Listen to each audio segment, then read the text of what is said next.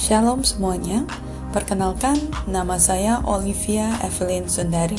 Saya merupakan dosen di Conservatory of Music, Fakultas Ilmu Seni Universitas Pelita Harapan.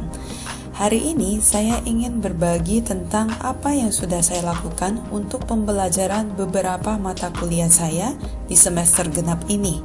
Semoga bermanfaat bagi teman-teman. Mata kuliah yang saya ampu untuk semester ini adalah sebagai berikut: musik dunia, pengantar sejarah musik, ini merupakan kelas paralel, penulisan tugas akhir, dan ujian komprehensif.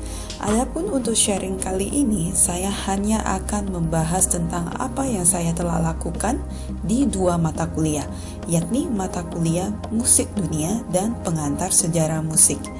Perlu diketahui bahwa kedua kelas ini merupakan kelas dasar yang bersifat fundamental. Mata kuliah ini merupakan mata kuliah wajib bagi mahasiswa Fakultas Ilmu Seni tingkat pertama. Sebelum saya membagikan informasi tentang aktivitas yang telah dilakukan oleh mahasiswa, saya ingin menjelaskan terlebih dahulu mengenai capaian pembelajaran mata kuliah musik dunia. Secara garis besar, capaian pembelajaran mata kuliah musik dunia adalah sebagai berikut. Mahasiswa memahami gambaran umum mengenai sejarah dan literatur musik non-barat dan dapat membedakan style lagu dalam musik dunia. Yang kedua, mahasiswa dapat berpikir secara kritis tentang fenomena yang terjadi di berbagai negara di dunia, khususnya di bidang musik.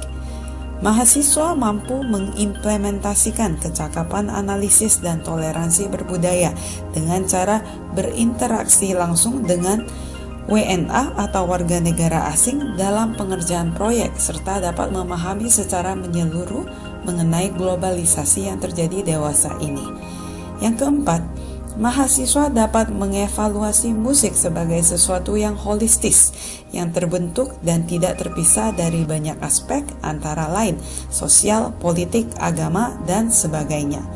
Yang kelima, mahasiswa mampu melakukan riset dan analisis mengenai suatu topik secara objektif, serta mempresentasikan dalam bentuk presentasi di depan kelas, tulisan akademis, program notes, maupun unggahan audio atau video.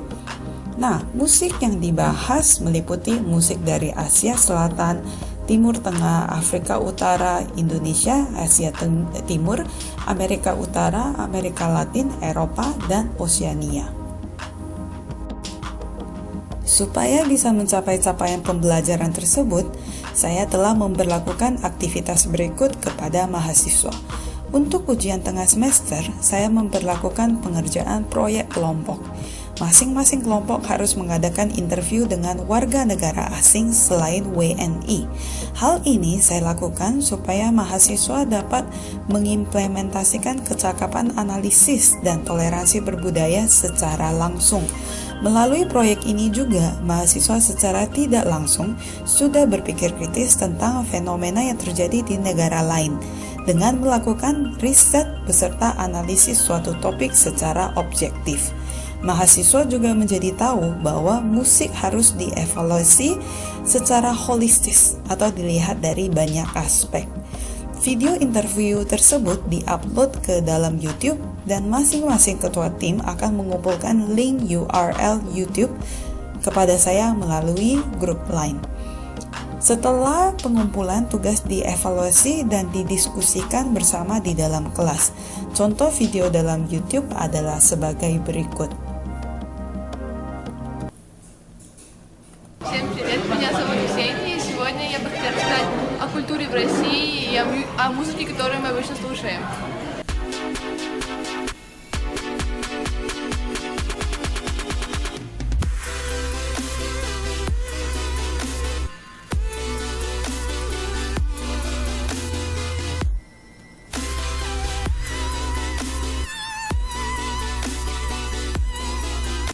Hello, my name is Ksenia, and today I'm gonna tell you guys about Russia, about culture and music in Russia. So, as for Russian history, Oke, kira-kira seperti itu. Sejak online learning diberlakukan, setiap minggu mahasiswa harus mengerjakan weekly quiz via Moodle yang meliputi listening quiz, multiple choice, matching correct answers, short essay, dan sebagainya. Quiz ini saya berlakukan setiap minggu karena saya menerapkan asynchronous lesson, yang berarti saya menggugah bahan pembelajaran dalam bentuk PowerPoint slides beserta video penjelasan yang bisa diakses di YouTube.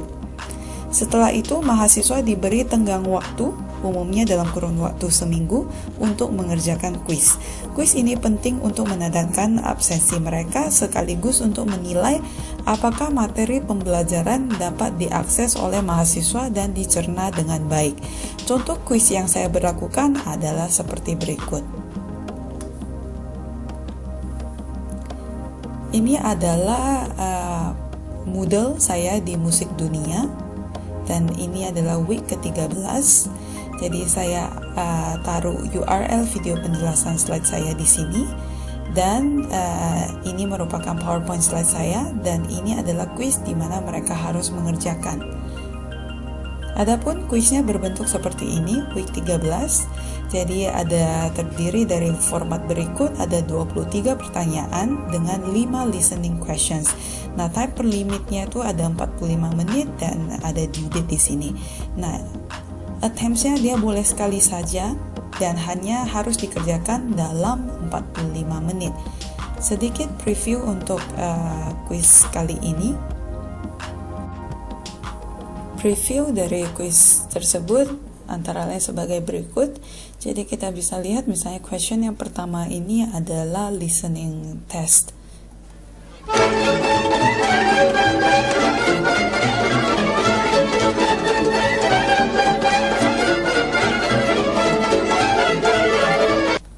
Selain itu terdapat juga misalnya multiple choice seperti pertanyaan nomor 10 ini, dan ada juga pertanyaan dengan short answer. Jadi Anda bisa mengetik di sini. Sekilas tadi itu adalah untuk preview dari UTS saya. Nah, untuk ujian akhir semester, saya akan menerapkan objective test dan video assignment.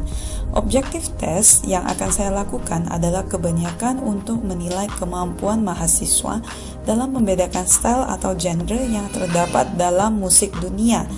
Ya, biasanya dari listening test, serta pemahaman mahasiswa akan konteks musik dunia secara umum.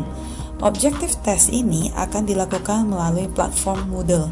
Selain itu, mahasiswa juga harus membuat video mengenai topik yang sudah pernah dibahas sebelumnya di dalam kelas.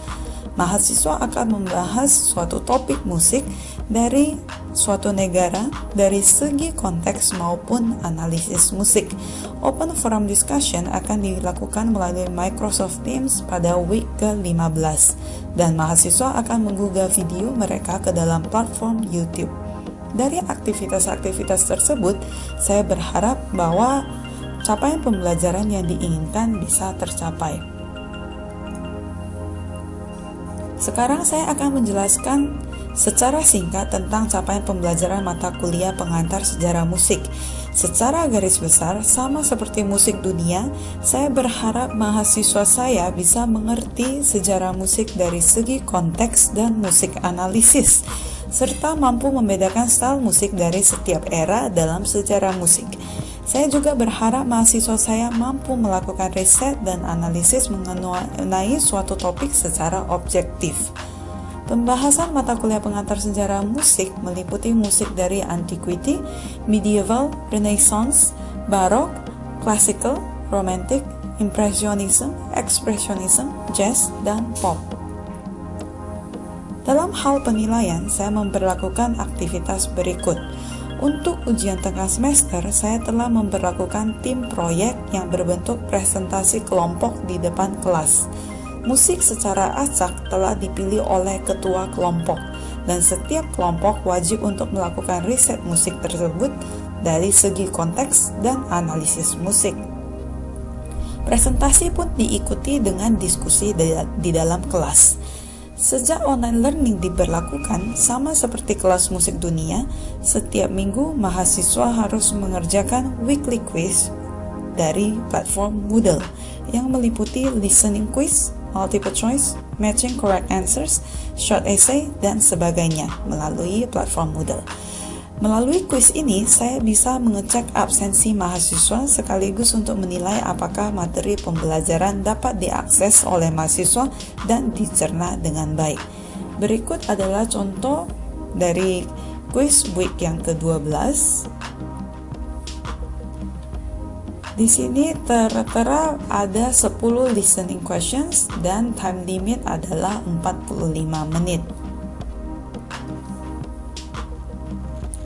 Berikut adalah preview dari quiz week yang ke-12 untuk pengantar sejarah musik, misalnya